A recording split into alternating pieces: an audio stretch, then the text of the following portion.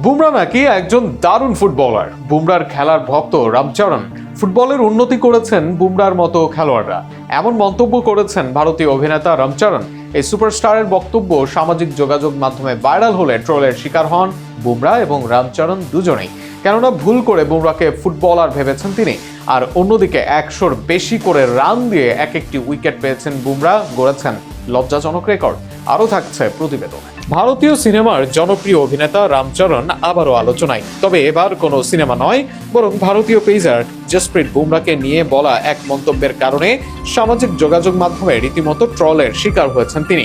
মজার বিষয় হলো, এই ঘটনা সামনে এসেছে ঠিক এমন সময় যখন আইপিএলে হতাশাজনক পারফরমেন্সের কারণে আলোচনায় রয়েছেন জসপ্রীত বুমরা নিজেও। সম্প্রতি ভোপালে জাঁকজমকপূর্ণ আয়োজনে মুক্তি পেয়েছে আলোচিত সিনেমা পেদ্দির একটি গান। সেখানে গণমাধ্যমের মুখোমুখি হয়ে রামচরণকে ভারতের কয়েকজন তারকা ক্রিকেটারকে এক কথায় বর্ণনা করতে বলা হয়। তিনি সচিন টেন্ডুলকারকে বলেন দীর্ঘ কিংবদন্তি তুল্য পথ চলা, মহেন্দ্র সিং ধোনিকে শান্ত ও ঠান্ডা, আর বিরাট কোহলিকে আখ্যা দেন আগুন হিসেবে। রোহিত শর্মাকেও প্রশংসায় ভাসান তিনি। তবে সব ঠিকঠাক চললেও গড়বড়টা বাঁধে বুমরার নাম আসতেই।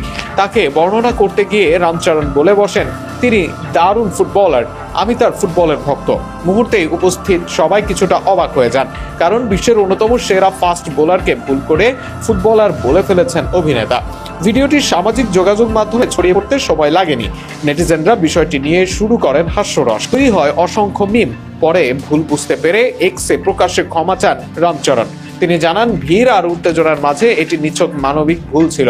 একই সঙ্গে বুমরার প্রতি নিজের শ্রদ্ধা ও ভালোবাসার কথাও উল্লেখ করেন তিনি। অন্যদিকে মাঠের পারফরমেন্সেও সময়টা খুব একটা ভালো যাচ্ছে না জসপ্রীত বুমরার। চলতি মৌসুমে 13 ম্যাচে তিনি নিয়েছেন মাত্র 4টি উইকেট।